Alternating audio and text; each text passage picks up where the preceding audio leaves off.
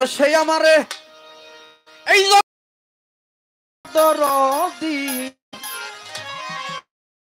আমার পরাণ কান্দে বন্ধু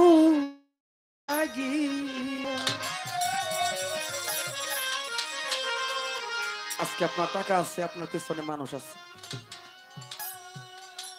আপনি একবার নিঃস্ব হয়ে দেখেন আপনার পাশে কয়জন মানুষ থাকে। আমার ওস্তাদের একটা গানও আছে, সুখের ভাগী সবাই আছে, দুঃখের ভাগী কেউ নাই। কিছুদিন আগে একটা গান ভাইরাল হয়েছিল, আপনারা শুনছেন কিনা? কিছু মানুষ এমনও আছে এই কলিজাটা ভুনা করে দিলেও কই বলতেছে লবণ কমাইছে। চা স্টলে বসে 200 টাকা আপনারা কি থাকবো, এটা কালকে আপনার মন থাকবো না, সুযোগ পাইলে বাস দেওয়ার চেষ্টা করব। আর কোন একটা সন্তান তার আপন একটা বড় ভাইকে বা তার বাবার হাতে সকাল বেলায় 100 টাকা দিয়ে কয় তুমি আজকে সারাদিন চা খাইও, ওই বাবা গল্প করবো আমার বাবা আজকে আমার টাকা দিছে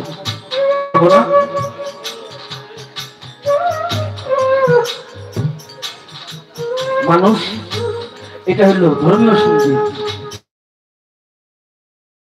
কোনো কথা আমরা বলবো না যে কথা শুনে একটা মানুষ ভ্রান্ত পথে চলে যাবে।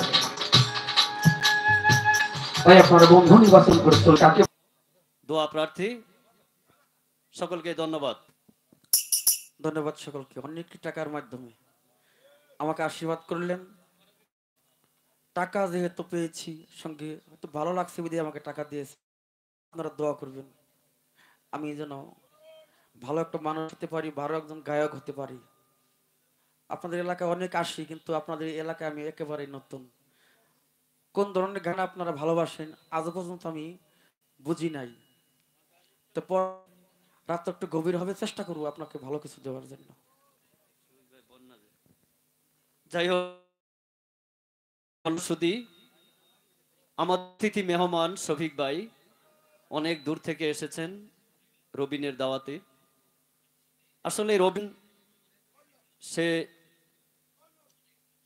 শিল্পী জগতের সাথে উনি অঙ্গাঙ্গিভাবে জড়িত, যে ক্ষেত্রে উনি একজন ঢুলি বাদক। অনেক দূর দূরান্তে কে ওনাদের সাথে প্রোগ্রামে আমরা অনেকে জানি না, অত চিনিও না। রবিন যে আমরা আসলে অত দূর ভাবি না।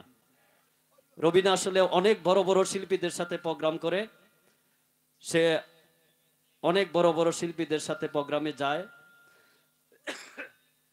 যাই হোক, আমি দোয়া করি আমার বাতিজা আল্লাহ পাক তাকে আরো সুন্দর সুন্দর গানের প্রোগ্রামে যেন যেতে পারে এবং সুন্দর বাদক হতে পারে, আমি দোয়া রাখি।